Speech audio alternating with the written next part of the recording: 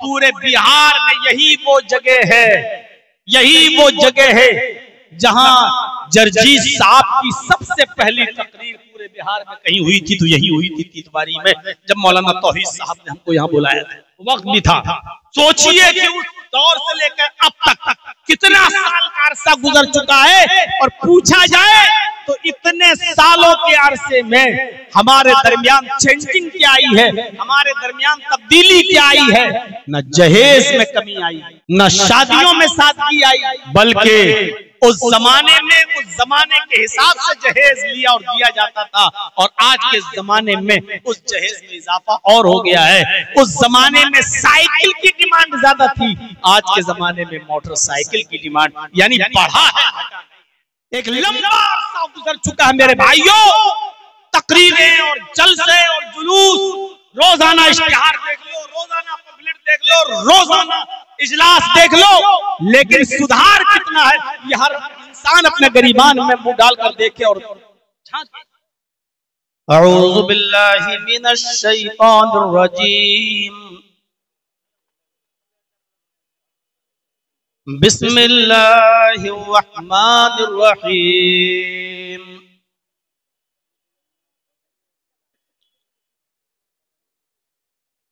वअन्किहुल अयामा मिनकुम वस्सालिहीन मिन इबादिकुम व इमाइकुम इन यकूनू फुक़रा युग़निहिमुल्लाहु मिन फ़ज़लिहि वल्लाहु वासिउन अलीम।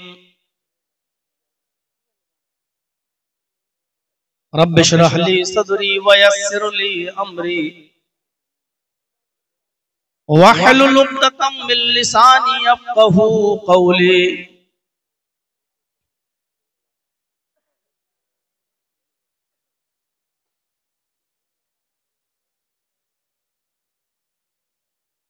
स्टेज पर बैठे हुए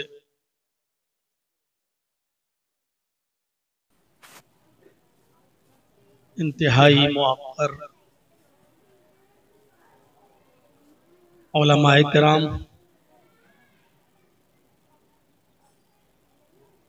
इदारे के अराकीन और मेंबरान और जिम्मेदारान,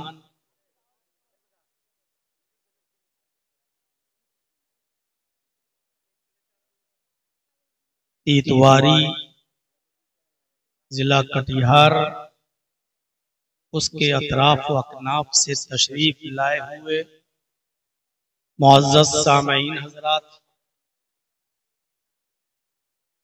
पर्दा नशीन इस्लामी ख्वातीन, माँ और बहनों, कौमों मिल्लत के लायक वर नौजवानों और अजीज बच्चों, इस सीजन का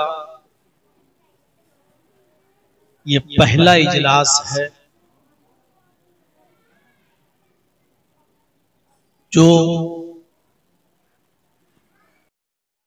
आज से शुरू है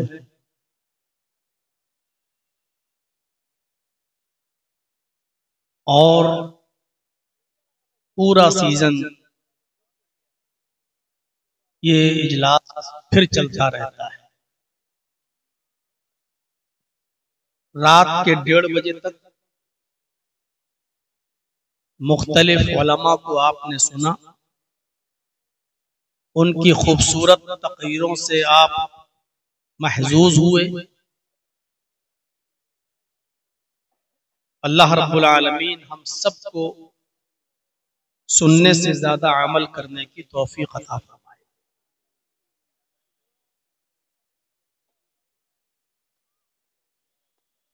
मुआशरे का एक सुलगता हुआ मौजू और उसकी जरूरत भी महसूस कर रहा हूं, उसी को मैंने आज उठाया है। अल्लाह रब्बुल आलमीन ने जरूरत की सारी चीजों को हमें और आपको अता फरमाया है। जीने के लिए हमें हवा चाहिए, वाफर मिकदार में मिलती है। खाने के लिए ग़िज़ा चाहिए, वाफर मिकदार में मिलती है। पीने के लिए पानी चाहिए, उसकी कमी नहीं है। अलगर्ज़, जितनी चीजों की जरूरत हमारी जिंदगी के लिए है, अल्लाह रब्बुल आलमीन ने उन चीजों को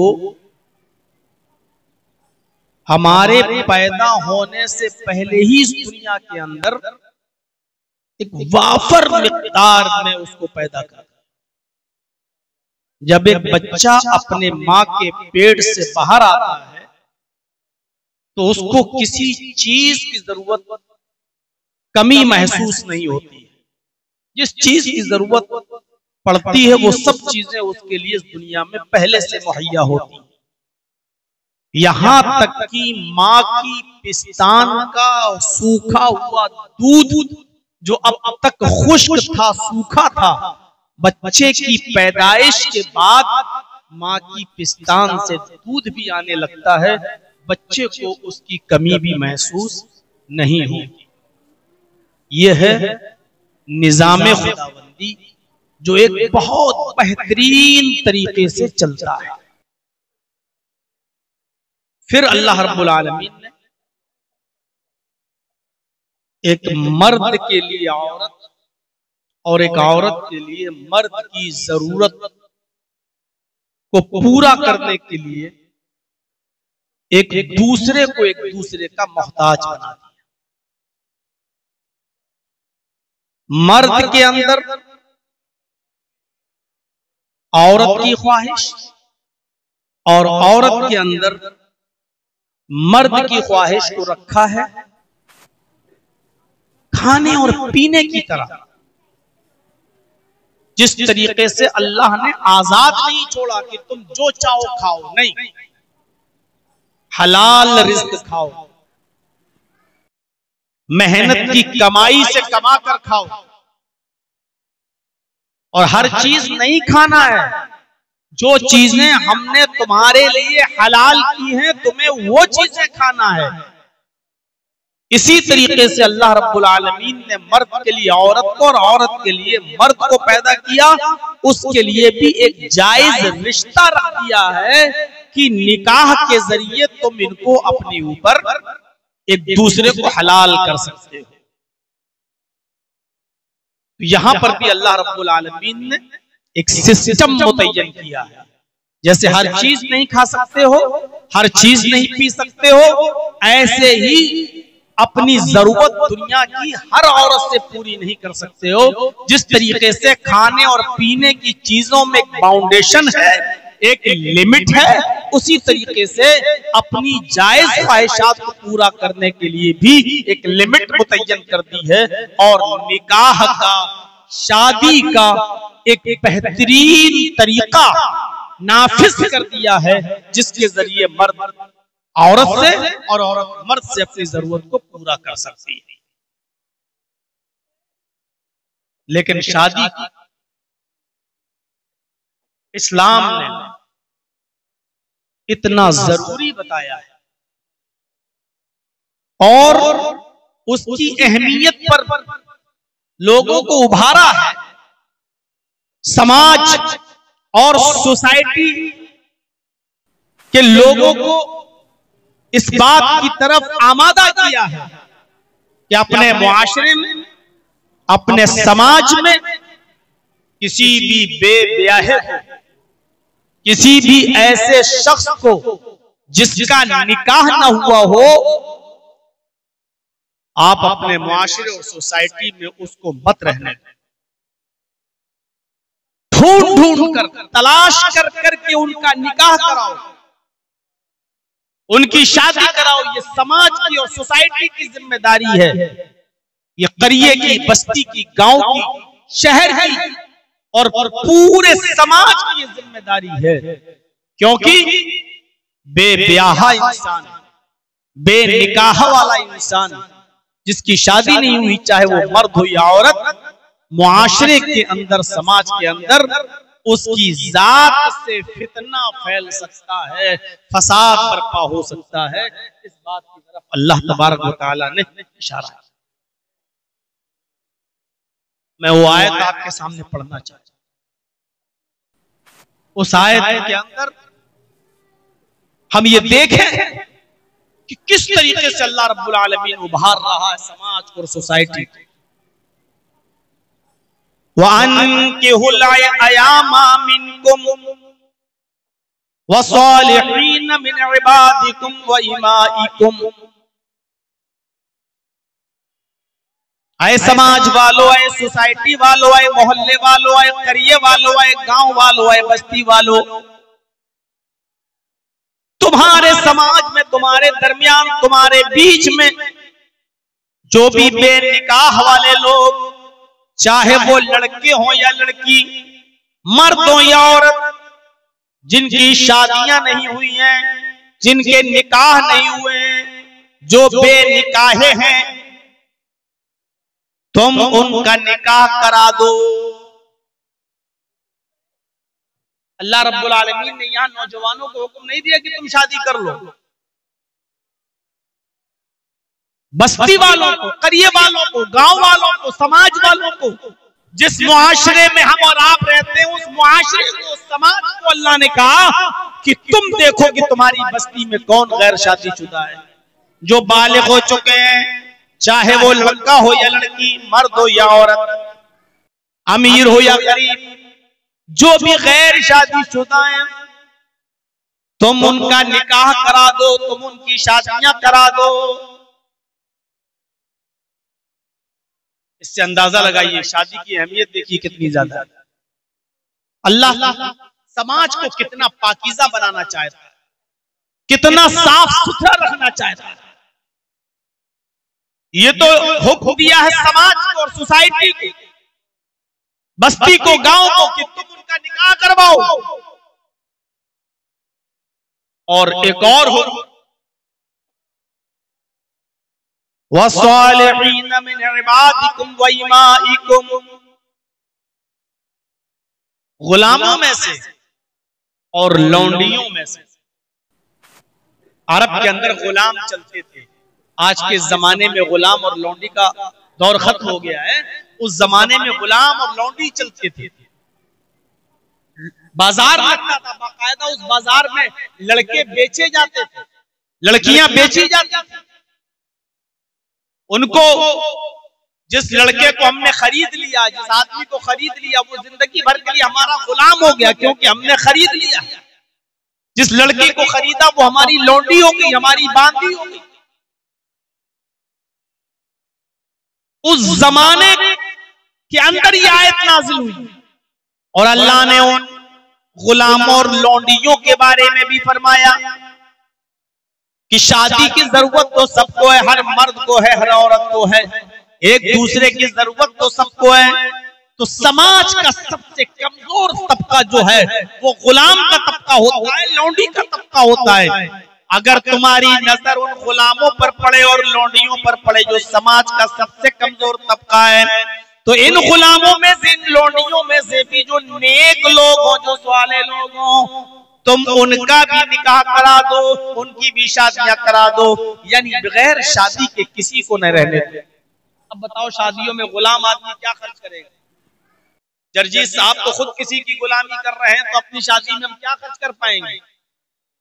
एक लड़की खुद किसी की लौंडी है, खादिमा है, उसका निकाह हो रहा है, तो उसके घर वाले क्या खर्च कर पाएंगे? वो तो खुद ही लौंडी है।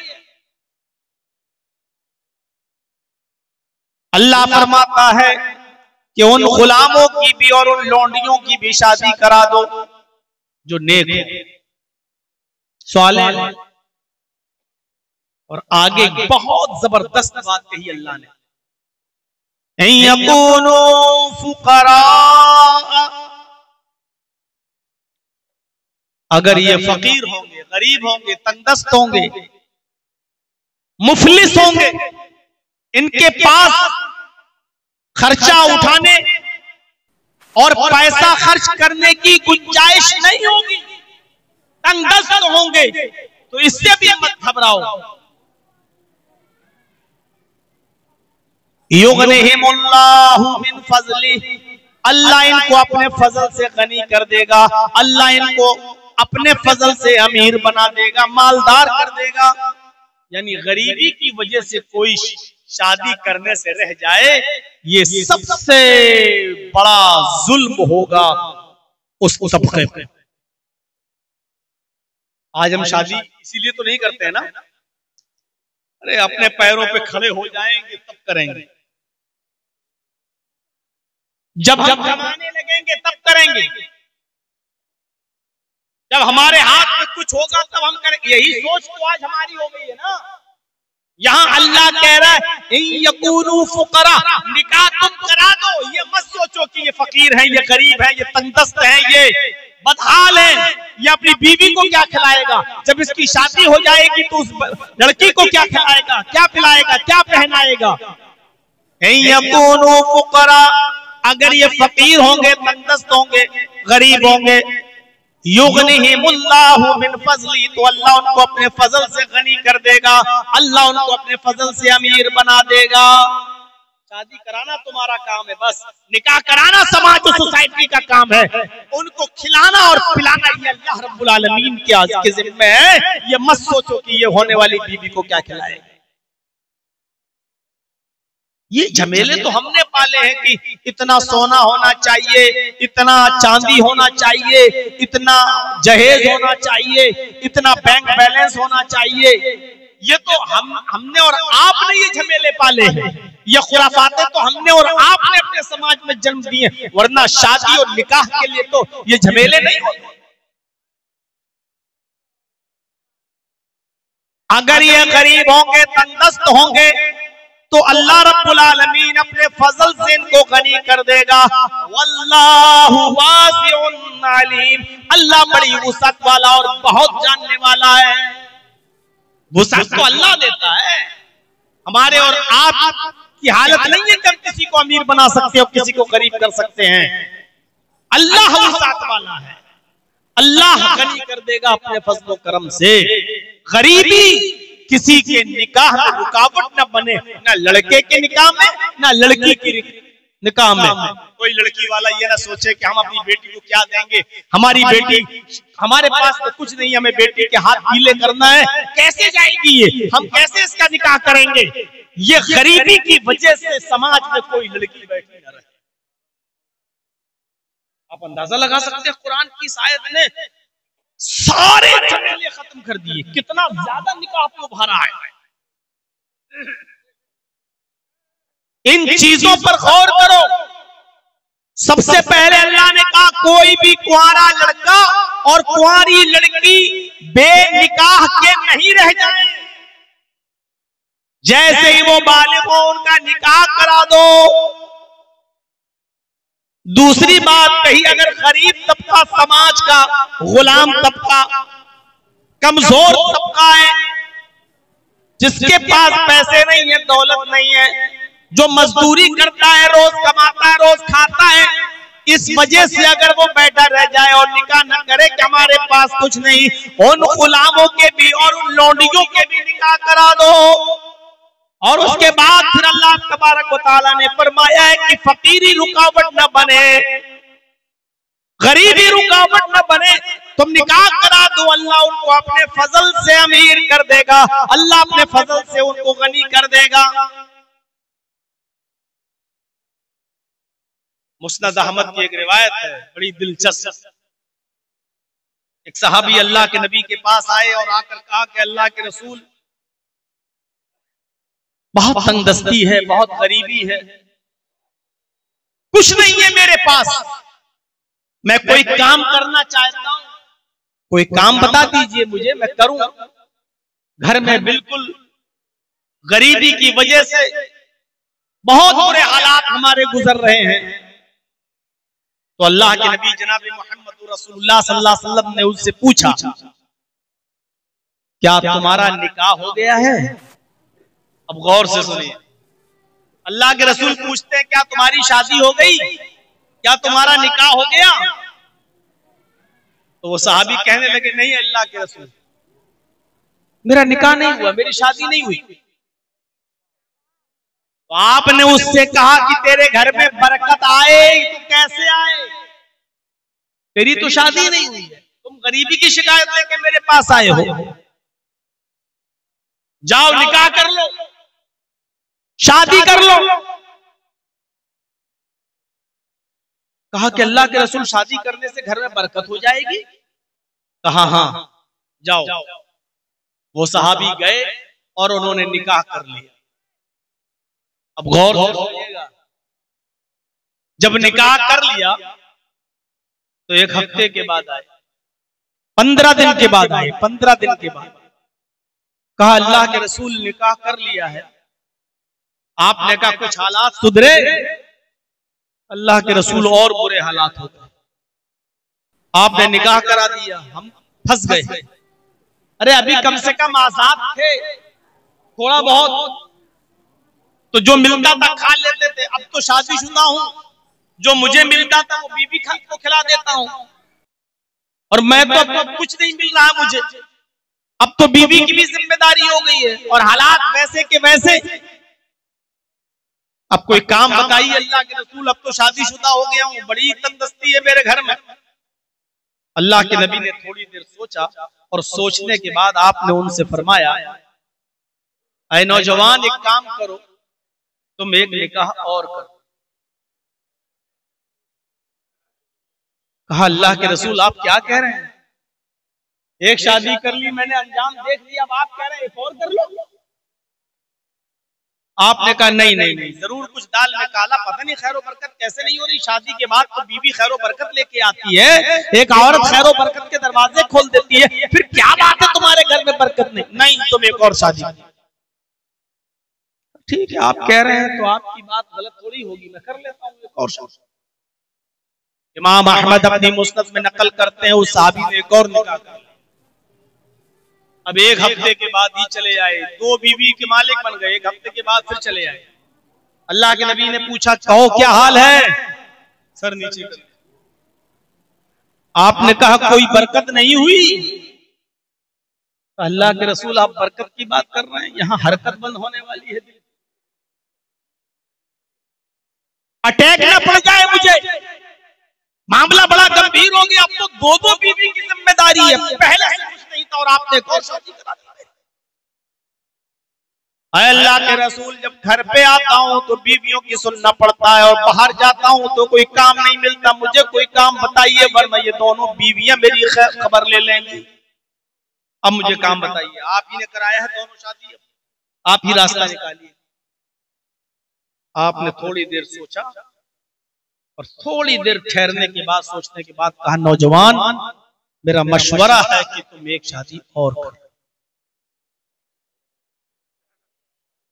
अब तो आपे से बाहर, अल्लाह के नबी आपके कहने से 2 कर चुका हूं और आप एक और, अब नहीं। नबी अकरम ने कहा कि अब मैं तुमसे चौथी के लिए नहीं कहूंगा, जाओ ये मेरा वादा है, लेकिन एक और कर लो। पता नहीं तुम्हारे यहाँ क्यों खैर बरकत नहीं हो रही है, इंशाअल्लाह जरूर होगी। उसने कहा ठीक है, मर तो वैसे ही रहा। अब आप कह रहे हैं चौथी के लिए नहीं कहूंगा, तो चौथी में बिल्कुल नहीं करूंगा। आपने कहा मत करना, लेकिन तीसरी तो करो जाए। उसने तीसरी शादी, और तीसरी शादी करने के बाद अब 1 महीने के बाद आया। अल्लाह के नबी ने कहा क्या हाल है, पहली शादी की तो 15 दिन के बाद आए, दूसरी शादी की तो हफ्ते भर बाद चले आए, तीसरी शादी की तो अब 1 महीने के बाद, क्या हाल है? अल्लाह के रसूल अल्हम्दुलिल्लाह बड़ा अच्छा हाल है, बहुत अच्छी गुजर रही है, खैरो बरकत। अल्लाह के रसूल बरकत ही बरकत। वो कैसे? कहा अल्लाह के नबी तीसरी बीवी जो मेरे घर में आई वो एक हुनर जानती है, वो खजूर के पत्तों से चटाई बनाना जानती है, खजूर के पत्तों को बुनकर चटाई बनाती है, और वो एक चटाई रोज बना लेती है, 1 दिरहम की इनकम हो जाती है, पूरा घर खाता है। मेरी तीसरी बीवी ने पहली बीवी को भी सिखा दिया और दूसरी बीवी को भी सिखा दिया। अब तीनों मिलके काम कर रही हैं, हमें रोजाना 3 दिरहम की इनकम हो रही है। एक खर्च होता 2 बचाता हूं। अल्लाह के नबी ने फरमाया और तुम क्या कर रहे हो, आप क्या करते हो? अल्लाह के रसूल अब मैं क्या करूंगा, बीवियां कमा तो रही हैं, माशाअल्लाह सब कुछ ठीक है, मैं तो खाली बैठा रहता हूं। आपने कहा कि तुम्हारी बीवी जो काम जानती है काम तुम भी सीख लो। 1 दिरहम की और मजीद इनकम होगी, और अगर कोई बीवी तलाक ले ले या छोड़ के चली जाए तो कम से कम तुम अपना पेट खुद तो पाल सकते हो, ये हुनर तुम्हें मालूम होगा। तो भीख तो नहीं मांगोगे, दर दर की ठोकरें तो नहीं खाओगे, तुम ये हुनर खुद भी तो सीख लोगे, अपना पेट खुद भी तो पाल लोगे। जाओ ये काम तुम भी सीख लो। तो पूरा वाकया बताने का मकसद ये था कि शादी करने के बाद इंसान की फकीरी और गरीबी और तंगदस्ती मिट जाती है। हमारे मुआशरे और समाज में शादी के बाद गरीबी आ जाए तो ये जरूर कमी है, या तो हमने जहेज की डिमांड की है, या हमने शादियों में खुराफातें मचाई हैं, या हमने तरीक़े रसूल को छोड़कर और शरीयत मोहम्मदी से इन्हिराफ करके हमने शादी की है। इसलिए आज हमारे घर में खैर बरकत नहीं हो रही है। इन यकूनु फुक़रा युग़निहिमुल्लाहु मिन फ़ज़्लिही, अगर वो फकीर होंगे तो अल्लाह उनको अपने फजल से गनी कर देगा, अल्लाह उनको अपने फजल से अमीर कर देगा, अल्लाह उनको अपने फजल से नवाज देगा। ये बताया है। होटल खाली पड़ा हुआ है, जिनको खाने की जरूरत है खाने के लिए जा सकते हैं। होटल खाली हो गया, 2 क्विंटल मीट बचा हुआ है, इसलिए आप जरूर जाएंगे। कुछ सस्ता करेंगे तब ना जाएगा आदमी, रात के 2 बजे कुछ घटाइए तब आदमी जाएगा वहां। तो मेरे भाइयों, शादियों के बाद तो खैर बरकत होती है, लेकिन यहां हम देख रहे हैं कि हमारे पास यही शिकायत है, आदमी कमाता नहीं है, हमारी बेटी रहे तो कैसे। कितनी शिकायतें हम लोगों से पूछो मेरे भाइयों, कितनी पंचायतों में जाना पड़ता है, कितने मामलों में बैठना पड़ता है। मियां बीवी के आपस में ताल्लुकात खराब है तो वहां पंचायतों में जाना पड़ता है और मामलों को हल कराना पड़ता है। यही शिकायतें सुनने में मिलती है, ये शराब पीता है, कमाता नहीं है, डांटता है, कुछ काम नहीं करता है, ये नहीं करता है, और हम लोग बीच बचाव कराने के लिए घर बन जाए गृहस्थी टूटे नहीं, यही मामले हल करते रहे। तो शादी की अहमियत बहुत ज्यादा है, निकाह की अहमियत बहुत ज्यादा है। इसलिए कोशिश ये करनी चाहिए कि समाज और सोसाइटी के अंदर कोई शख्स बेनिकाह वाला न रह जाए। समाज को कोशिश करना चाहिए। 25 साल 26 साल 28 साल उम्र हो रही है, अभी तक शादी नहीं कर रहा है, पूरे गांव वालों को इसकी फिक्र होनी चाहिए कि इस लड़के से खतरा है। समाज के लड़कियों को, सोसाइटी में रहने वाली बच्चियों को, और जो लड़की 20, 22, 25 साल की हो चुकी है, शादी नहीं हो रही है, गांव वालों को सोचना चाहिए कि इस लड़की से भी फितना है। इसलिए जहां तक हो सके लड़के और लड़कियों का जल्दी से निकाह करवाया जाए और पूरा समाज कार्य खैर में इस काम में जुट जाए। जहां तक हो सके लड़कों के लिए लड़कियों का, और लड़कियां जो जवान हो चुकी हैं उनके लिए लड़कों का इंतजाम किया जाए और उनका निकाह कराया जाए। समाज में जितने लोगों का निकाह हो जाएगा और जितनी जल्दी निकाह में हम करेंगे, हमारा समाज, हमारी सोसाइटी उतनी ज्यादा पाक रहेगी और उतनी ज्यादा मुतहर रहेगी और पाक और साफ रहेगी। समाज को पाक और साफ रखने के लिए जरूरी है कि नौजवान लड़के और लड़कियों की शादी कराई जाए।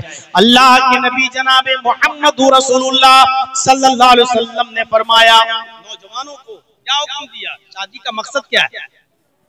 या माशर शबाबी मन इस्तता मिनकुमुल बाह फलयतज़व्वज फइन्नहु अग़द्दु लिलबसर व अहसनु लिलफरज। क्या प्यारी बात कही अल्लाह के रसूल ने। यही मुआशरे की पाकी और सफाई है। आए नौजवानों, या माशर शबाब, आए जवानों, आए नौजवानों की जमात, मन इस्तता मिनकुमुल बाह, अगर तुम्हारे अंदर ताकत है, बीवी को खिलाने की, पिलाने की, पहनाने की, और बीमार हो जाए तो इलाज कराने की, और उसका पर्सनल जो हक है बीवी का उसको अदा करने की। अगर ये ताकत है तुम्हारे पास तो शादी करो।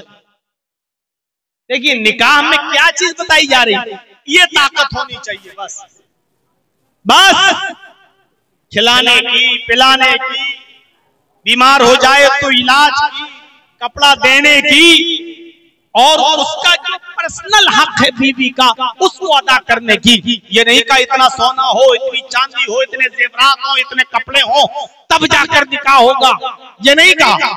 बल्कि जो चीज जरूरी है वो बताई। अलबाअत के अंदर ये चीजें शामिल है। कितनी? खिलाना, पिलाना, बीमार हो तो इलाज कराना, और कपड़ा देना, और उसका पर्सनल हक। अगर ये तुम अदा कर सकते हो फल ये तज़व्वज, तो तुम निकाह कर लो। और उसके बाद निकाह का फायदा बता दिया। निकाह क्यों किया जाता है, उसकी वजह क्या है? फ़इन्नहु अग़द्दु लिलबसर व अहसनु लिलफरज। निकाह करने के बाद इंसान की निगाहें झुक जाती हैं। अग़द्दु लिलबसर, शादी से इंसान की निगाहें, निकाह करने वाले की निगाहें झुक जाती हैं। मतलब समझ रहे हो इसका?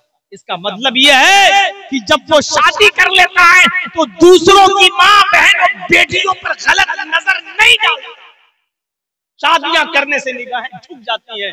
कितना साफ सुथरा और मुहज्जब जुमला इस्तेमाल किया अल्लाह के रसूल ने।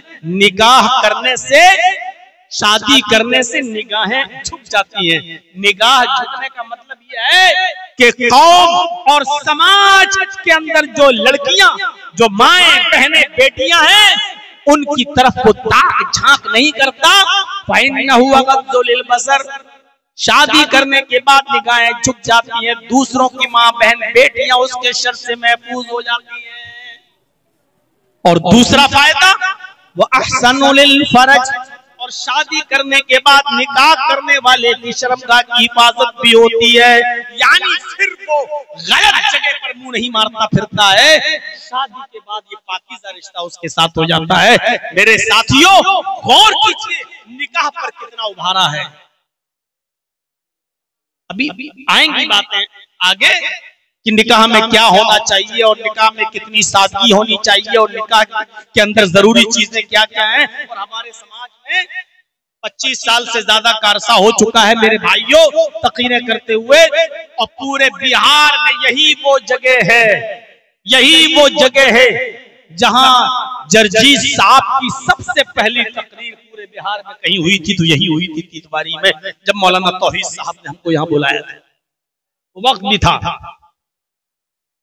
सोचिए कि उस दौर से लेकर अब तक कितना साल का अरसा गुजर चुका है, और पूछा जाए तो इतने सालों के अरसे में हमारे दरमियान चेंजिंग क्या आई है, हमारे दरमियान तब्दीली क्या आई है। न जहेज में कमी आई, न शादियों में सादगी आई, बल्कि उस जमाने में उस जमाने के हिसाब से जहेज लिया और दिया जाता था, और आज के जमाने में उस जहेज में इजाफा और हो गया है। उस जमाने में साइकिल की डिमांड ज्यादा थी, आज के जमाने में मोटरसाइकिल की डिमांड यानी बढ़ा है। हमारे हर समाज और सोसाइटी में इस बात पर गौर होना चाहिए।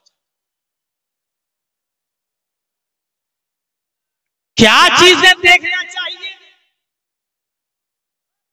लड़की के अंदर, और क्या चीजें देखना चाहिए लड़के के अंदर। आइए दो हदीसें आपके सामने पढ़ता हूं। पहले लड़की के अंदर क्या देखा जाए, और दूसरी हदीस लड़के के अंदर क्या देखा जाए। हदीस आपके सामने रखता हूं। तुनकाहुल मरातुल अर्बईन लिमालिहा वलिहस्बिहा वलिजमालिहा वलिदीनिहा फज़फर बिज़ातिद्दीन।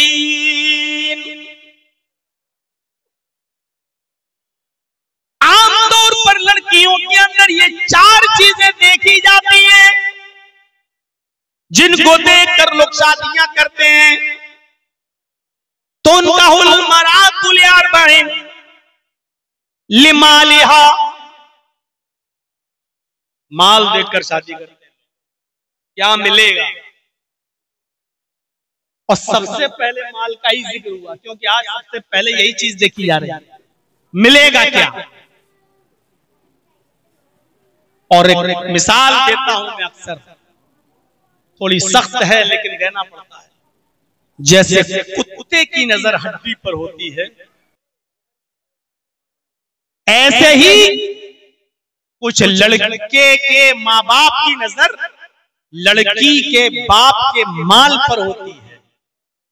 आदमी जितना ज्यादा बूढ़ा होता जाता है, जितना ज्यादा मौत की तरफ जाता है, लालच भी उसके अंदर बढ़ती जाती है। यह हराम बनो आदम यशफ़ु मिन्हु इंसान, आदमी बूढ़ा होता जाता है लेकिन दो चीजें उसकी जवान होती जाती हैं, दो चीजें उसकी जवान होती जाती हैं, अल हिर्सु अलल माल वल हिर्सु अलल उम्र।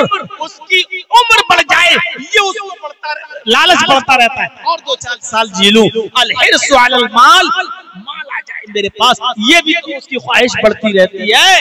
तो ये पहली चीज बताई है। लड़कियों के अंदर आमतौर पर लड़की वाले में 4 चीजें देखी जाती हैं। पहली चीज बताई लिमालिहा, कुछ लोग होते हैं जो उसका माल देखकर शादी करते हैं, हमें क्या मिल जाएगा, जैसे कुत्ते की नजर हड्डी पर लगी हुई। वलिहस्बिहा, दूसरी चीज हस्ब नसब देखी जाती है, कोई हैसियत नहीं इसकी। दूसरी चीज हस्ब नसब, मैं खान हूं, लड़की भी खान है कि नहीं, मैं आला खानदान का हूं, लड़की भी आला खानदान की है या नहीं, मेरा स्टेटस ये है, लड़की भी इस स्टेटस की है कि नहीं, मैं इतना पढ़ा लिखा हूं, लड़की भी इतनी पढ़ी लिखी है या नहीं, मेरा घर 5 मंजिल है, लड़की का घर भी इतना है कि नहीं। हस्बो नसब। और अल्लाह के नबी ने फरमाया अला कुल्लु शैइन मिन अम्रिल जाहिलियती तहता कदमैया मौजून। खुतबे हज्जतुल विदा में आपने फरमाया था, ज़माने जाहिलियत की सारी चीजों को मैंने अपने पैरों से रौंद डाला, अपने पैरों से कुचल डाला। अब ज़माने जाहिलियत की कोई भी चीज अब राइज नहीं की जाएगी। लेकिन अल्लाह के नबी ने यह भी फरमाया अरबउन फी उम्मती मिन अम्रिल जाहिलियती ला यतरुकुनहुन्ना, 4 चीजें मेरी उम्मत के अंदर ऐसी हैं जो जमाने जाहिलियत से आई हुई हैं, लेकिन मेरी उम्मत उनको नहीं छोड़ेगी। है तो वो गंदी, है तो वो बुरी चीज, लेकिन मेरी उम्मत उन्हें नहीं छोड़ेगी। 4 चीजों की तरफ इशारा फरमाया था, अरबउन फी उम्मती मिन अम्रिल जाहिलिया। 4 ऐसी चीजें हैं जो जमाने जाहिलियत की हैं, जो जाहिलियत के जमाने से चली आ रही हैं। मैंने उनको अपने पैरों से रौंद तो डाला, लेकिन मेरी उम्मत उनको छोड़ेगी नहीं, उनको तर्क नहीं करेगी। यानी कयामत तक मेरी उम्मत के अंदर वो 4 चीजें पाई जाएंगी, लेकिन ये मैंने अपने पैरों से रौंद दी हैं। आपने फरमाया अल फख्रु फिल अहसाब, पहली चीज हसब में फख्र करेगा, अल फख्रु फिल अहसाब व तानु फिल अंसाब वलिस्तिस्काउ बिन्नुजूम वन्नयाहतु। ये 4 चीजें बताई जो जमाने जाहिलियत से चली आ रही हैं और मेरी उम्मत में भी चली आएंगी, इनको कभी नहीं छोड़ेगी मेरी उम्मत। उनमें पहली चीज हस्ब व नसब। हसब, मैं खान हूं, मैं पठान हूं, मैं तुर्क हूं, मैं अंसारी हूं, मैं तेली हूं, मैं ये हूं, मैं वो हूं, मैं ऊंची कौम का हूं, मैं ऊंची कास्ट का हूं, ये चीज कभी मेरी कौम नहीं छोड़ेगी, मेरी उम्मत नहीं छोड़ेगी, जबकि इसकी कोई हैसियत नहीं है। अला तकवा, अल्लाह के यहां से तकवा देखा जाएगा, कौम नहीं, नसब नहीं, हसब नहीं। और दूसरी चीज जो मेरी उम्मत नहीं छोड़ेगी वह तानु फिल अंसाब, नसब के अंदर ताना देना। अच्छा वो, अरे मैं उसके साथ शादी करूंगा, अरे नहीं नहीं, अरे वो तो फकीर बिरादरी का है, अरे वो तो मियाँ बिरादरी का है, अरे वो तो गिरी हुई कौम का है, अरे वो तो लो कास्ट का है, मेरी तो नाक कट जाएगी इतने बुरे खानदान में, वो नसब में ताना देगा। दूसरी चीज और तीसरी चीज वल इस्तिस्काउ बिन्नुजुम, मेरी उम्मत सितारों को देखकर बारिश हासिल करेगी। यानी सितारा देखे कहीं ये सितारा निकला है, इसका मतलब बारिश होगी, सितारों से बारिश हासिल करेगी। ये तीसरी चीज भी मेरी उम्मत में नहीं छूटेगी। और चौथी चीज वह नयाहतु, नौहा करना और मातम करना, किसी के मर जाने पर मातम करना, रोना, ये मेरी उम्मत नहीं छूटेगी। आज भी देख लीजिए, किसी का जवान बेटा मर जाए, छोटा बच्चा मर जाए, माए खिलौने निकाल लाती हैं, ओढ़नी इधर गई, कपड़ा इधर गया, सर सीना पीट रही है, करीबान चाक कर बेटा चला गया, ये खिलौने से कौन खेलेगा, रोती है, चीखती है, चिल्लाती है, करीबान चाक करती है, बाल नोचती है। वह नयाहतु, मेरी उम्मत नौहा और मातम करना भी नहीं छोड़ेगी, जबकि ये हराम है। तो ये चार चीजें नहीं छोड़ेगी। तो वल हसन, चार चीजें देखकर शादी करते हैं लोग लड़की के अंदर। लिमालिहा, पहली चीज क्या देखी जाती है, माल। दूसरी चीज क्या देखी जाती है, हसब व नसब, वल हसबिहा, हसब व नसब। और तीसरी चीज लड़की की क्या देखी जाती है, वल जमालिहा, खूबसूरती, खूबसूरत कितनी है, खूबसूरती देखकर शादी करते हैं। तीन चीजें। और चौथी चीज की तरफ अल्लाह के नबी इशारा कर रहे हैं, वलिदीनिहा, दीनदारी देखकर भी शादी की जाती है। चार चीजें बताने के बाद आपने फरमाया फज़फर बिज़ातिद्दीन, ओ लोगों दीनदारी को तरजीह दो, ओ लोगों दीनदार लड़की को अव्वलियत दो, फौकियत दो, उसी को दर्जा दो। यानी ये तीन चीजें मत देखो। हाँ, किसी में चारों चीजें पाई जाए तो बहुत अच्छी बात है, लेकिन तरजीह किसको दो? ये नहीं कहा कि खूबसूरती मत देखो, ये नहीं कहा कि हस्ब व नसब मत देखो, ठीक है देखो, लेकिन अगर किसी के अंदर हस्ब व नसब नहीं है, अगर किसी के अंदर है आप खूबसूरती नहीं है, अगर किसी के अंदर लिमाल, क्या क्या कहा, माल और दौलत नहीं है, देने की ताकत नहीं है, लेकिन अगर कोई लड़की दीनदार है तो फिर तीन चीजें मत देखो, दीनदारी देखो और दीनदारी को मायार बनाओ। और इसी दीनदारी को देखकर अपने बेटे का निकाह उस बेटी के साथ, उस लड़की के साथ कर दो। लड़की के अंदर दीनदारी देखो, फज़फर बिज़ातिद्दीन, दीन को तरजीह दो। हजरत उमर फारूक का वो मशहूर वाक़या आपको मालूम होगा। हजरत उमर फारूक रात की तारीकी में गश्त कर रहे हैं, रात के अंधेरे में निकल कर जा रहे हैं, देखते हैं कि किसके घर में चूल्हा जला, किसके घर में चूल्हा नहीं जला। हजरत उमर फारूक रात में एक घर के पास से गुजरे जहां एक बूढ़ी औरत की आवाज आ रही थी, और वो बूढ़ी औरत जोर जोर से कह रही थी अपनी बेटी से कि बेटी उठो, बेटी उठो, अंधेरा है, इस अंधेरे का फायदा उठाओ। हम लोग दूध का बिजनेस करते हैं, दूध बेचते हैं, इसलिए दूध में पानी मिला दो, बेटी उठो, दूध में पानी मिला दो। वो बेटी उठती है और जोर से अपनी माँ से कह रही है कि माँ, मैं दूध में पानी नहीं मिलाऊंगी। हजरत उमर ने मुनादी की है, उमर फारूक का ऐलान हुआ है, अमीरुल मोमिनीन ने ऐलान जारी करवाया है, अगर दूध में पानी मिला हुआ किसी के यहाँ मिलता है तो ऐसे शख्स को कड़ी से कड़ी सजा दी जाएगी।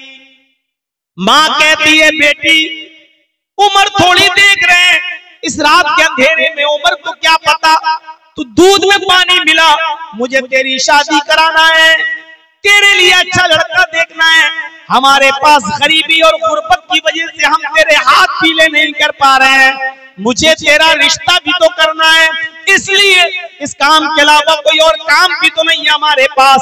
बेटी तुम दूध में पानी मिलाओ। उमर थोड़ी देख रहा है, उमर को क्या पता कि हमने दूध में पानी मिलाया है। जाओ, मैं कह रही हूं तुम दूध में पानी मिलाओ। बेटी चीख कर कहती है माँ उमर नहीं देख रहा है तो क्या हुआ, उमर का रब तो देख रहा है। हम उमर के सवाल जवाब से तो बच जाएंगे, लेकिन कयामत के दिन अल्लाह के सवाल और जवाब से कैसे बचेंगे। माँ मैं दूध में पानी नहीं मिलाऊंगी। उमर नहीं देख रहा तो क्या हुआ, उमर का रब तो देख रहा है। हजरत उमर फारूक के कान में ये आवाज जाती है माँ और बेटी की। हजरत उमर ने अपने कासिद से कहा, अपने साथी से कहा, इस मकान का नंबर नोट कर लो, ये मकान नंबर नोट कर लो। और सुबह जब दरबार खिलाफत में बैठे हजरत उमर, सुबह जब दरबार खिलाफत में बैठे हजरत उमर, तो उन दोनों को बुलवाया कासिद के जरिए, जाओ और माँ बेटी दोनों को बुलाकर। कासिद आता है, माँ और बेटी दोनों से कहता है कि तुम दोनों को हजरत उमर ऑफिस में बुला रहे हैं, दरबार में बुला रहे हैं। माँ और बेटी दोनों आते हैं। हजरत उमर ने पूछा माँ से, गुड़िया से, कल तुम दूध में पानी मिलाने की बात कर रही थी, क्या हुआ? बुढ़िया समझ गई कि हजरत उमर को पता चल गया, अब मुझे सजा दी जाएगी। बुढ़िया सफाई पेश करने लगी, अमीरुल मोमिनीन, हाँ मैंने दूध में पानी मिलाने के लिए कहा था, लेकिन मेरी बेटी ने दूध में पानी नहीं मिलाया। हजरत उमर ने कहा मैं ये भी जानता हूं कि तेरी बेटी ने दूध में पानी नहीं मिलाया, मैं जानता हूं, इसलिए तो तुम दोनों को मैंने यहां बुलाया है। बताओ इस लड़की का कहीं रिश्ता हुआ, इस लड़की की कहीं शादी हुई? कहा नहीं अमीरुल मोमिनीन, मुझ जैसे गरीब लोगों को रिश्ता कहां मिलता है, गरीबी ने मजबूर कर दिया, इसलिए अभी इस लड़की का रिश्ता नहीं कर पाई, कर दूंगी जल्दी। हजरत उमर फारूक ने कहा कि तुम्हें रिश्ता देखने की जरूरत नहीं है, मेरा बेटा खाली है और मैं अपने बेटे के लिए तुम्हारी बेटी का हाथ मांग रहा हूं, इसलिए नहीं कि तुम गरीब हो, बल्कि सिर्फ इसलिए कि तेरी बेटी से शादी अपने बेटे के साथ में इसलिए कर रहा हूं क्योंकि तेरी बेटी दीनदार है। ये उमर से नहीं, उमर के रब से डरती है। ये उमर से नहीं, उमर के रब से डरती है। और मैं यही चाहता हूं कि लोग उमर से नहीं, उमर के रब से डरने वाले बन जाएं। तेरी बेटी को उमर का खौफ नहीं है, उमर के रब का खौफ है, इसलिए मेरी बहू बनने के लायक है, मेरे बेटे की बीवी बनने के लायक है। मैंने अपने बेटे के लिए तेरी बेटी को पसंद किया है। कहने लगी मजाक मत करो अमीरुल मोमिनीन। हजरत उमर ने कहा नहीं, मैं मजाक नहीं कर रहा हूं, मुझे दीनदार लड़की की जरूरत है, जो दीनदारी मैंने तुम्हारी बेटी के अंदर देखी है। हजरत उमर ने अपने बेटे का निकाह उस लड़की के साथ कर दिया। गौर कीजिए, ना हस्बो नसब देखा, ना माल देखा, ना हुस्नो जमाल देखा, खूबसूरती देखी, कुछ नहीं देखा, सिर्फ ये देखा कि वो लड़की उमर से नहीं, उमर के रब से डरती है, दीनदार है, अल्लाह वाली है, नेक है। हजरत उमर ने अपने बेटे का निकाह उस लड़की के साथ कर दिया। अंदाजा लगा सकते हैं आप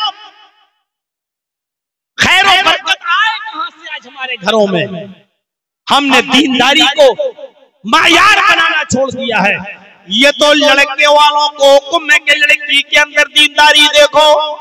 अब एक हदीस में आपके सामने पढ़ने जा रहा हूं जिसमें अल्लाह के नबी सल्लल्लाहु अलैहि वसल्लम लड़कियों वालों से कह रहे हैं, आए लड़कियों वालों, तुम्हारे पास जब कोई दीनदार लड़के का पैगाम आए तो उस पैगाम को तुम रायगा और बेकार न जाने देना। तुम्हें भी दीनदार लड़के के साथ अपनी बेटी का निकाह करना है।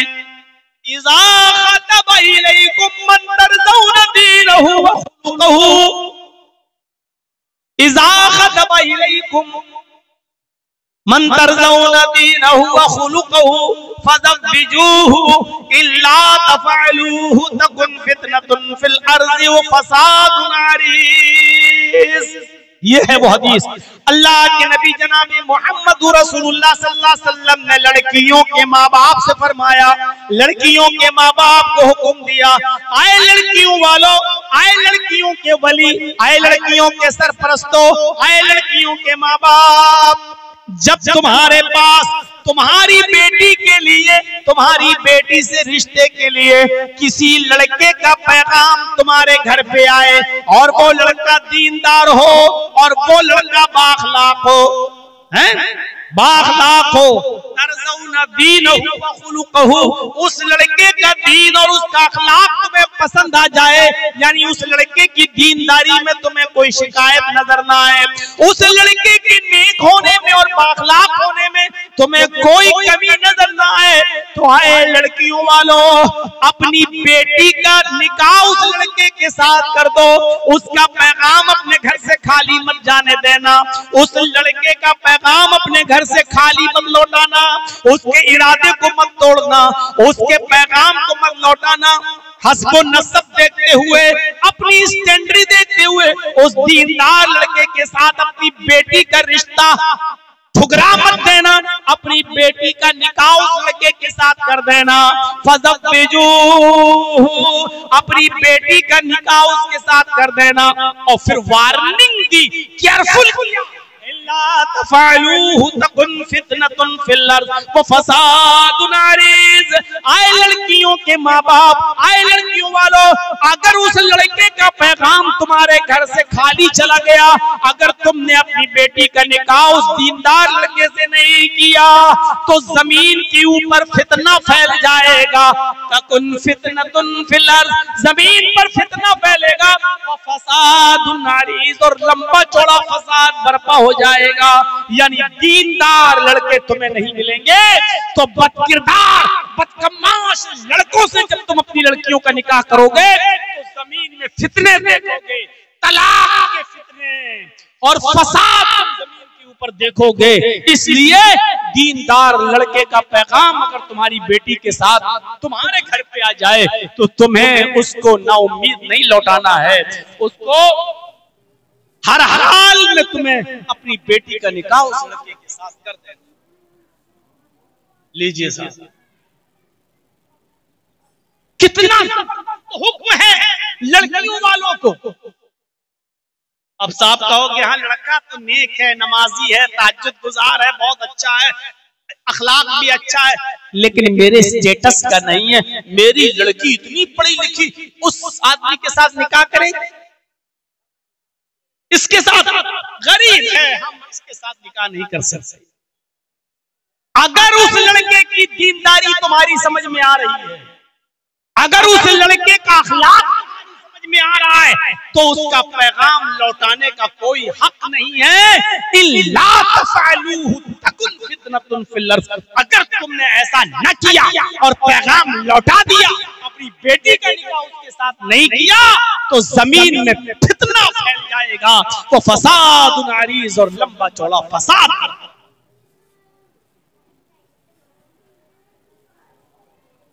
हर मुसलमान को गौर करना चाहिए, यहां जो बैठे सबको, और जहां तक मेरी आवाज जाए, क्या हम तो चाहते हैं कि जहेज न दे मेरी बेटी, लेकिन बेटी वाला क्या ये भी चाहता है कि दीनदार लड़का मिल जाए, हमें अच्छा लड़का मिले, शरीफ लड़का मिले। क्या आज हमारी सोसाइटी में ये हो रहा है? और नहीं हो रहा है तो ये कब होगा? एक लंबा अरसा गुजर चुका है मेरे भाइयों, तकरीरें और जलसे और जुलूस, रोजाना इश्तिहार देख लो, रोजाना पम्फलेट देख लो, रोजाना इजलास देख लो, लेकिन सुधार कितना है ये हर इंसान अपने गरीबान में मुंह डालकर देखे। और शादियों के नाम पर कितना खर्चा, निकाह के नाम पर कितना खर्चा, बारात के नाम पर कितने आदमियों की शिरकत, इन्ना आज़मन निकाही बरकतन ऐसरुहा मऊनतन। अल्लाह के नबी सल्लल्लाहु अलैहि वसल्लम फरमाते हैं कि सबसे ज्यादा बाबरकत निकाह तो वो होता है, इन्ना आज़मन निकाही बरकतन, बरकत के एतबार से सबसे अच्छा निकाह और सबसे बड़ा निकाह तो वो है, सबसे ज्यादा बाबरकत निकाह तो वो है ऐसरुहा मऊनतन, जिसके अंदर खर्चा सबसे ज्यादा कम हो, जिसके अंदर खर्च सबसे ज्यादा कम हो, वो सबसे बड़ा बाबरकत निकाह माना जाता है, सबसे अच्छा निकाह माना जाता है शरीयत के अंदर। लेकिन आज हमारे समाज और सोसाइटी में ये देखा जाता है कि उसने अपनी बेटी की शादी में कितना खर्च किया, उसने अपने बेटे की शादी में कितना खर्च किया। आज खर्च से मायार देखा जाता है कि किसकी शादी अच्छी हुई किसकी बुरी। अल्लाह के रसूल ने अच्छी और बुरी शादी, बाबरकत और गैर बरकती शादी की निशानदेही बता दी है। आपने फरमाया इन्ना आज़मन निकाही बरकतन ऐसरुहा मऊनतन, बरकत के एतबार से सबसे अच्छा निकाह वो है, सबसे बड़ा निकाह वो है, सबसे बाबरकत निकाह वो है जिसके अंदर खर्चा सबसे ज्यादा कम हो। यानी जिस शादी में खर्चा जितना कम होगा वो उतना ही बाबरकत निकाह होगा। इसका उल्टा मफहूम अगर आप निकालेंगे तो इसका उल्टा मफहूम ये निकलेगा, जिस निकाह में खर्चा जितना ज्यादा होगा वो बरकत के एतबार से उतना ही खाली होगा, जिस निकाह में जितना ज्यादा खर्चा होगा बरकत के एतबार से वो उतना कमजोर होगा। वो निकाह फजूल खर्ची हमारे समाज को खा गई, हमारे समाज को चाट गई, हमें तहस नहस कर दिया। अरे फजूल खर्ची तो अच्छे कामों में भी जायज नहीं है, तो खुराफात वाले कामों में कहां से जायज हो जाएगी। फजूल खर्ची तो अच्छे कामों में जायज नहीं है, इसराफ हद से ज्यादा गुजरना तो अच्छे कामों में भी जायज नहीं है। अगर कोई आदमी ये चाहे कि हम रात भर नमाज पढ़ें और कभी ना सोएं और रोजाना हम हर रात नमाज पढ़ेंगे, नमाज पढ़ना अच्छी इबादत है, नफिल पढ़ना अच्छा काम है, लेकिन अगर कोई शख्स ये कहे कि हम रात भर रोजाना पढ़ेंगे और कभी नहीं सोएंगे, यही चीज गलत हो जाएगी और यही चीज नाजायज हो जाएगी। आपको मालूम होना चाहिए हजरत काब इब्ने मालिक रज़ी अल्लाह तआला अन्हु की जब तौबा कबूल होती है, वो जो ग़ज़वा तबूक में शामिल नहीं हो सके थे किसी वजह से, सुस्ती की वजह से नहीं जा सके, अंदाजा लगा सकते हैं आप काब इब्ने मालिक, अल्लाह के रसूल सल्लल्लाहु अलैहि वसल्लम को हुक्म होता काब इब्ने मालिक का बाइकाट करो, उनका बाइकाट कर दिया जाता है।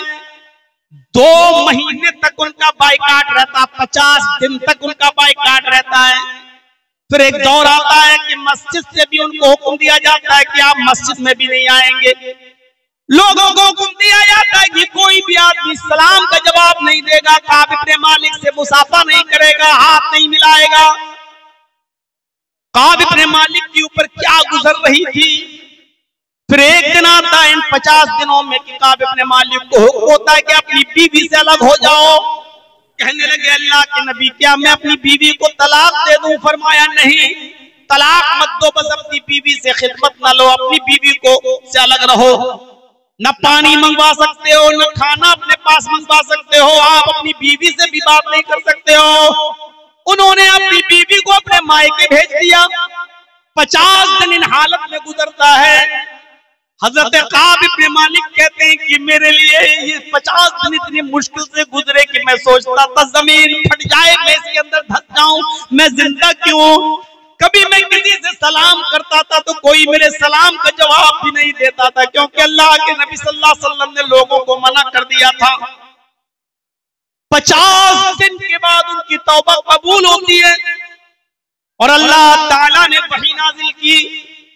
अल्लाह के नबी को बता दिया कि अल्लाह ने काब इब्ने मालिक की तौबा को कबूल कर लिया। अब उनको मस्जिद में बुलाइए और आप भी उनसे मुसाफा कीजिए, उनसे मुआनका कीजिए और लोगों को भी उनसे मिलने दीजिए। अल्लाह ताला ने उनकी इस गलती को माफ कर दिया। जो ग़ज़वा तबूक में वो नहीं जा सके थे, अल्लाह ने उनके इस गलती को माफ कर दिया। आप भी माफ कर दीजिए। एक कासिद आता है और काब इब्ने मालिक से कहता है, काब अल्लाह के नबी ने आपको बुलाया है, मस्जिद के अंदर मौजूद है, नबी अकरम ने आपको बुलाया है, अल्लाह ताला ने आपकी तौबा को कबूल कर लिया। हजरत काब कहते हैं कि उससे बड़ा खुशी का दिन मेरे लिए कोई दिन नहीं था। दौड़ते हुए मस्जिद के अंदर आए, अल्लाह के नबी जनाब मोहम्मद रसूलुल्लाह से मुसाफा किया, आपसे मुआनिका किया, आपके गले लग गए। मारे खुशी में कहने लगे, अय अल्लाह के नबी आज मैं इतना खुश हूँ कि दिल करता है कि अपना सारा का सारा माल सदका कर दूं।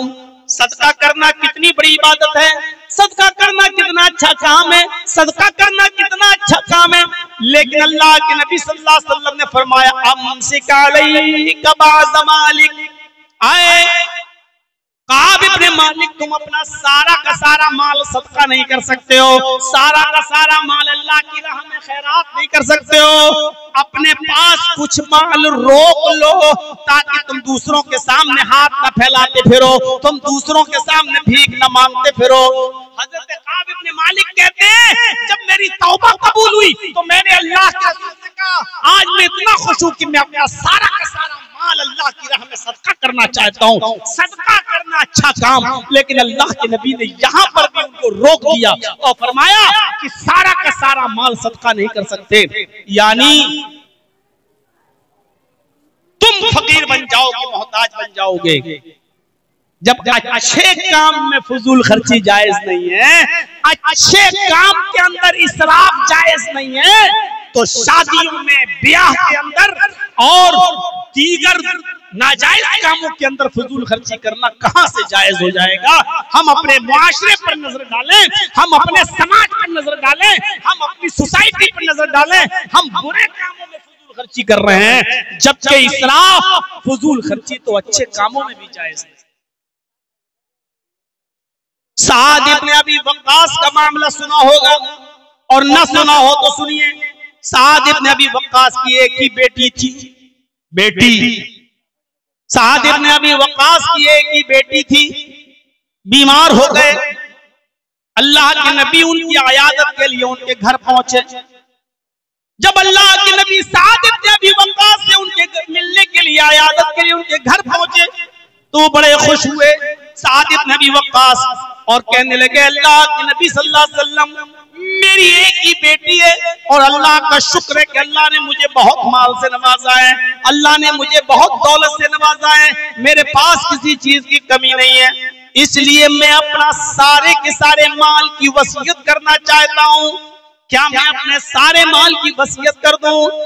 अल्लाह के नबी सल्लल्लाहु अलैहि वसल्लम ने फरमाया, नहीं, आए साद, तुम्हारे लिए अपना सारा का सारा माल की वसीयत करना जायज नहीं है। तुम अपना सारा का सारा माल सदका और खैरात नहीं कर सकते हो, उसकी वसीयत नहीं कर सकते हो। हजरत साद इब्ने अबी वक्कास ने फरमाया, आए अल्लाह के नबी, 2/3 की, 2/3 की, 2/3 अपने माल का 3 हिस्सा कर लें और 2 हिस्से की वसीयत कर दूं। अल्लाह के नबी ने फरमाया, आए साद, तुम 2/3 की भी वसीयत नहीं कर सकते हो। कहा अल्लाह के नबी, फिर आधा माल, यानी हमारे पास जितना माल है आधा माल मैं सदका और खैरात कर दूं, आधे माल की मैं वसीयत कर दूं और आधा अल्लाह की राह में दे दूं। अल्लाह के नबी सल्लल्लाहु अलैहि वसल्लम फरमाते हैं, साद इब्ने अबी वक्कास, तुम आधे माल की भी वसीयत नहीं कर सकते हो, आधा भी नहीं, ऐसा करना भी तुम्हारे लिए जायज नहीं होगा। तब हजरत साद इब्ने अबी वक्कास ने फरमाया, अय अल्लाह के नबी, क्या 1/3 की, 1/3 की वसीयत कर दो, यानी मेरे पास जो माल है 1/3 को अल्लाह की राह में सदका कर दूं और 2/3 जो है वो हमारे अहल वयाल में, बीवी बच्चों में ये तकसीम हो जाएगा, यानी 1/3 की तो हम वसीयत कर सकते हैं। अल्लाह के नबी ने फरमाया, हाँ ऐसे 1/3 की, 1/3 की वसीयत तुम कर सकते हो, लेकिन ये भी ज्यादा है। 1/3 की वसीयत तुम कर सकते हो, लेकिन ये भी ज्यादा है। मेरे भाइयों, यहाँ से अंदाजा लगाइए, सदका और खैरात करना एक अच्छा काम है, दीनी काम है, गरीबों और मिस्कीनों में देना ये अच्छा काम है, दीनी काम है। लेकिन अल्लाह के नबी हजरत साद को सारा का सारा माल सदका नहीं करने दे रहे हैं, 2/3 भी नहीं करने दे रहे हैं, आधा माल भी सदका धक्का नहीं करने दे रहे हैं। जब 1/3 की इजाजत मांगी कि 1/3 की मैं वसीयत कर देता हूँ और 2/3 मेरे इंतकाल के बाद मेरे वरसा में तकसीम होगा, तब अल्लाह के नबी ने फरमाया हाँ ठीक है 1/3 की वसीयत कर सकते हो, ये तुम्हारे लिए जायज है, लेकिन ये भी ज्यादा है। अब हम और आप अंदाजा लगाएं, सदका और खैरात एक अच्छा काम है, लेकिन फजूल खर्ची उसमें भी इसराफ ज्यादा जायज नहीं है। जब नेक और अच्छे काम में इसराफ जायज नहीं है तो कहां जायज हो? कुरान की एक आयत और देखिए, वअलल मौलूदी लहू रिज़्क़ुहुन्ना व किस्वतुहुन्ना बिल मारूफ। यहां अंदाजा लगाइए, एक मर्द है, उसने अपनी बीवी को तलाक दे दी। जरा गौर से सुनिएगा। जानता हूं कि अब रात के 12 बजे के बाद बैठना लोगों का मुश्किल हो गया है, लेकिन आप बैठे हैं और मैं हूं, इसलिए ये रात के 2:30 और पौने 3 बजे तक ये बड़ी हिम्मत की बात है। थोड़ा सा टाइम मुझे और दीजिए, बड़ा एक जबरदस्त मसला बताने जा रहा हूं, गौर से सुनिएगा। एक मर्द है, उसने अपनी बीवी को तलाक दे दी। छोटा बच्चा है जो दूध पीता है। तलाक के बाद बीवी शौहर से अलग हो गई। बच्चा तो मर्द का माना जाता है, बेटा या बेटी जो भी है, बच्चा तो बाप का है, शरन बाप का है। अब यहां क्या कहा जा रहा है? मां से क्या कहा जा रहा है? औरत से कि तुम्हारी गोद में तुम्हारे शौहर का बच्चा है, लेकिन बाप ने शौहर ने तलाक दे दी है। औरत चाहे तो उस बच्चे को अपने शौहर की गोद में डाल दे, ले तेरा बच्चा तू संभाल, मैं जा रही हूं, तूने तो मुझे तलाक दे दी, तेरा बच्चा मैं क्यों पालूं? जायज है, मां कह सकती है ये, क्योंकि बच्चा बाप का माना जाएगा। वो अलग बात है कि आजकल की अदालतें फैसला कर देती है और बच्चे से पूछती है बेटा तुम किसके पास रहना चाहते हो? बच्चे ने कह दिया माँ के पास, तो माँ के पास रखा जाता है, और बच्चे ने कह दिया बाप के पास, तो बाप के पास रखा जाता है। वो आज अदालतों का मामला अलग है, लेकिन शरअन बच्चा बाप का है। अब बाप को हुक्म है कि तुमने अपनी बीवी को तलाक तो दे दी है, लेकिन बच्चा चूंकि छोटा है वो अपनी माँ का दूध पीता है, इसलिए बच्चा तो अपनी माँ का दूध ही पिएगा। यहाँ औरत को हुक्म है कि वो अपने बच्चे को दूध पिलाने से मना नहीं करेगी, अगरचे वो शौहर का है, लेकिन जब तक दूध पिएगा तब तक औरत उस बच्चे को दूध पिलाएगी, 2 साल दूध पिलाएगी। और बाप को हुक्म ये दिया जा रहा है कि जब तक वो बच्चा अपनी माँ का दूध पिएगा उस वक्त तक उसके खाने का, पीने का, पहनने का खर्चा पूरा का पूरा बाप उठाएगा, शौहर उठाएगा उसका। ये मतलब है शायद का वालल मौलूद लहू, जिसका वो बच्चा है उसी के जिम्मे है रिज़्क़ुहुन्ना व किस्वतुहुन्ना, उस औरत को खिलाना और पिलाना और पहनाना, यानी कपड़ा भी शौहर देगा और खाना पानी भी उसको वही शौहर देगा, जब तक वो औरत उसके बच्चे को दूध पिलाएगी। लेकिन ये खाना पीना और खर्चा कितना देगा शौहर? बिल मारूफ। समाज में जो चलन है, समाज में जो दस्तूर है वो खर्चा देगा। अगर समाज में दाल चावल खाया जाता है तो दाल चावल खिलाएगा, ये नहीं कि दाल चावल चलता है और औरत कहेगी तेरे बच्चे को दूध पिला रही ना, बिरयानी दे हमें पूरे 2 साल तक, हम कोरमा खाएंगे 2 साल तक, हम नहीं। गौर कीजिए, इधर भी इसराफ और फजूल खर्ची से मना कर रहा है इस्लाम। क्या कह रहा है? रिज़्क़ुहुन्ना व किस्वतुहुन्ना बिल मारूफ। कपड़ा भी पहनाओगे तुम, लेकिन जो समाज में चलता होगा, अगर 500 रुपए की साड़ी चलती है तो 500 रुपए की साड़ी तुम्हें देना है। अगर 500 रुपए का कपड़ा चलता है तो 500 रुपए का कपड़ा तुम्हें लेके देना है। समाज में जिस चीज का चलन है उसके हिसाब से, ये नहीं कि वो 50,000 का सूट मांगेगी तो 50,000 का सूट लाकर आप दोगे, नहीं। यहाँ पर भी इसराफ से मना किया है। मेरे भाइयों, जब फजूल खर्ची दीन के काम में जायज नहीं है तो नाजायज कामों में और गैर शरई कामों में कहां से जायज हो जाएगी फजूल खर्ची? तो इसलिए शादी और ब्याह के अंदर फजूल खर्ची से हमें अपने मुआशरे को पाक करना करना है, अपने मुआशरे को साफ करना है, फजूल खर्ची से हमें अपने आप को बचाना है। जरा देखिए आज क्या कितनी फजूल खर्चियां हैं। अल्लाह के नबी जनाबे मोहम्मद रसूलुल्लाह सल्लल्लाहु अलैहि वसल्लम के पास एक औरत आती है, बुखारी शरीफ की रिवायत, बड़ा दिलचस्प वाकया, 50 बार आपने सुना होगा, ना सुना हो तो जहन नशीन करिए। एक औरत अल्लाह के नबी सल्लल्लाहु अलैहि वसल्लम के पास आती है और कहती है कि अल्लाह के रसूल, मैं अपने आप को आपको हिबा कर रही हूँ, मैं अपने आप को आपको सौंप रही हूँ, आप मेरे साथ निकाह कर लीजिए। अल्लाह के नबी खामोश है। उसने दोबारा कहा, अल्लाह के रसूल, मैं आपसे निकाह करना चाहती हूँ। अल्लाह के नबी फिर खामोश रहे। उसने तीसरी मर्तबा कहा, अल्लाह के नबी, मैं आपके साथ निकाह करना चाहती हूँ। अल्लाह के नबी जनाबे मोहम्मद रसूलुल्लाह तीसरी मर्तबा भी खामोश रहे। एक सहाबी वहीं बैठे हुए थे, वो सहाबी ने जब देखा कि ये बार बार कह रही है और अल्लाह के नबी खामोश हैं, तो सहाबी बोल पड़े कि अल्लाह के रसूल, ये औरत बार बार आपसे निकाह के लिए कह रही है कि मैं शादी करना चाहती हूँ, लेकिन आप खामोश हैं, आप बोल नहीं रहे हैं। अगर आपको करना है तो हाँ कहिए, और नहीं करना है तो मेरे साथ करा दीजिए शादी। ओफो, क्या मंजर होगा जिस वक्त की साहबी कह रहे हैं कि अल्लाह के नबी, आप अगर नहीं करना चाहते तो मेरे साथ कर दीजिए। औरत वहीं बैठी है और वो साहबी कह रहे हैं, अल्लाह के रसूल, अगर आप नहीं कर सकते तो मेरे साथ कर दीजिए। अल्लाह के नबी फरमाते हैं, देखो मैं तो नहीं कर सकता, अब मैं नहीं करूंगा शादी, अब निकाह की मेरे अंदर गुंजाइश नहीं, लेकिन हाँ अगर तुम करना चाहते हो तो बताओ। अल्लाह के रसूल, अगर आप नहीं कर रहे तो मेरे साथ कर दीजिए, इसकी करवा दीजिए शादी। अब आपने उस औरत से पूछा, आए खातून, मैं तो निकाह नहीं कर सकता, लेकिन ये मर्द, ये सहाबी तुमसे निकाह करना चाहते हैं, तुम यही बैठी हुई हो, तुम दोनों एक दूसरे को एक नजर देख भी रहे हो, लिहाजा तुम अगर इससे करना चाहो तो कर लो, मैं तो नहीं कर सकता। उस औरत का जवाब सुनिए।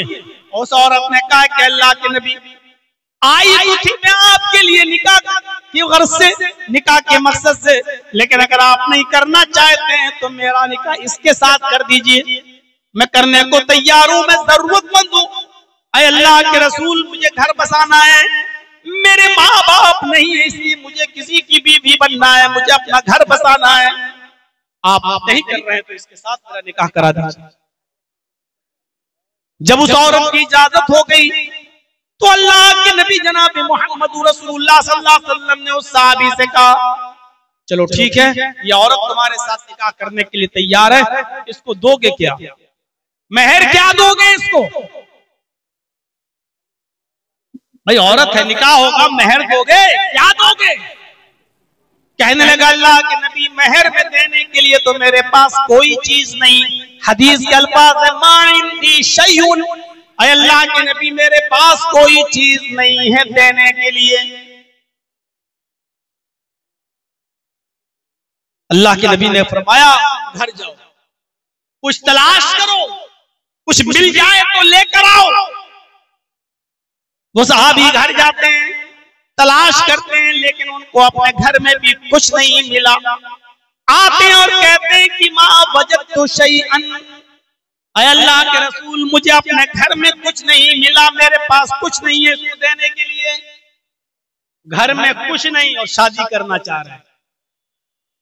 हम और आप ये तसव्वुर कर सकते हैं, कुछ ना हो और शादी का ख्याल। अल्लाह के नबी ने दोबारा भेजा, जाओ दोबारा जाओ। अल्लाह के रसूल, जब मैं घर में देख के आया हूं कुछ नहीं है, तो अब दोबारा क्यों भेज रहे हैं?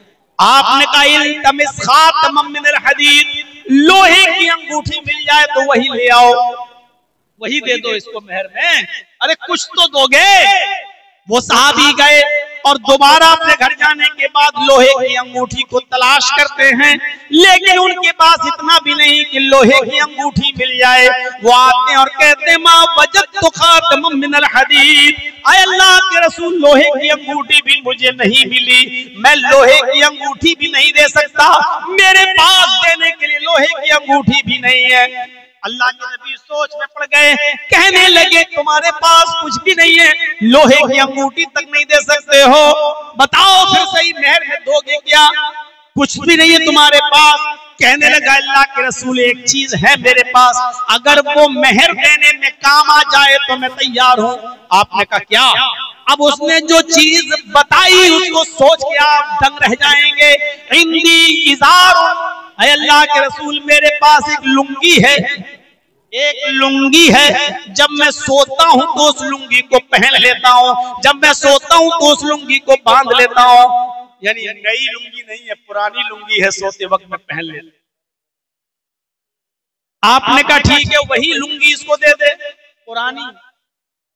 कहा अल्लाह के रसूल इसको अगर मैं दे दूंगा तो मैं क्या पहनूंगा? अगर वो लुंगी मैंने इसको दे दी तो मैं क्या पहनूंगा? एक काम करते हैं, उस लुंगी के 2 टुकड़े कर देते हैं, बीच से फाड़ देते हैं, आधी लुंगी इसको दे देता हूं और आधा मैं रख लेता हूं। आपने कहा आधी लुंगी में उसका क्या होगा? और आधी लुंगी का तो तेरे भी कोई काम की नहीं रहेगी। उसने कहा अल्लाह के रसूल कोई काम की नहीं रहेगी, लेकिन कहीं बिछा कर बैठने के काम तो आ जाएगी। मैं कहीं बिछा लूंगा, बैठ तो जाऊंगा, सस्ता तो लूंगा, पहनने के लायक न रहेगी तो क्या हुआ? कहीं बिछा कर बैठने के काम में तो आ जाएगी, लेकिन मैं पूरी लुंगी नहीं दे सकता, आधी दूंगा। अल्लाह के नबी कहते हैं फिर तू ही रख ले। आधी जब उसके किसी काम की नहीं है और आधी तेरे भी किसी काम की नहीं है, देना हो तो पूरी लुंगी दो। कहने लगा पूरी तो नहीं दे सकता। गौर करो, एक पुरानी लुंगी भी नहीं है उसके पास देने के लिए, और शादी कह रहा अल्लाह के रसूल मेरी कर दीजिए, मेरी करा दीजिए। अब अल्लाह के नबी ने सहाबी से पूछा कि अच्छा ये बताओ कुरान कितना याद है? अब उसने गिनाना शुरू कर दिया। अय अल्लाह के रसूल मुझे सूरह मुल्क याद, अय अल्लाह के नबी मुझे सूरह हाक़ा याद, अय अल्लाह के नबी मुझे सूरह नबा याद, अय अल्लाह के नबी मुझे सूरह दहर याद, मुझे सूरह क़यामा याद। एक एक करके सूरतें गिनाने लगा। अल्लाह के नबी ने कहा क्या तुम्हें इतनी सूरतें याद हैं? कहा हाँ अल्लाह के रसूल मुझे ये सूरतें याद हैं।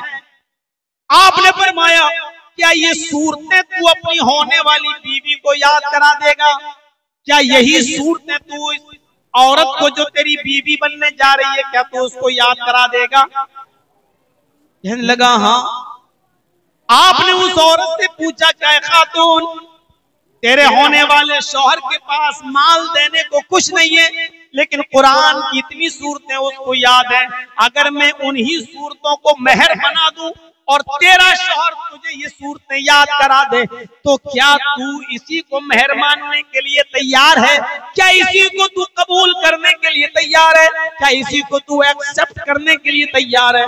उसने कहा अय अल्लाह के रसूल जिस औरत के निकाह में कुरान की ये सूरतें मेहर बन जाएं, जिस औरत के निकाह में कुरान की ये सूरतें मेहर बन जाएं, उससे ज्यादा पाकीज़ा निकाह, उससे ज्यादा बाबरकत निकाह किसका हो सकता है? मुझे मंजूर है अय अल्लाह के नबी मेरा निकाह इस मर्द के साथ कर दीजिए और ये मुझे कुरान की सूरतें याद करा दे, यही मेरा मेहर हो जाएगा।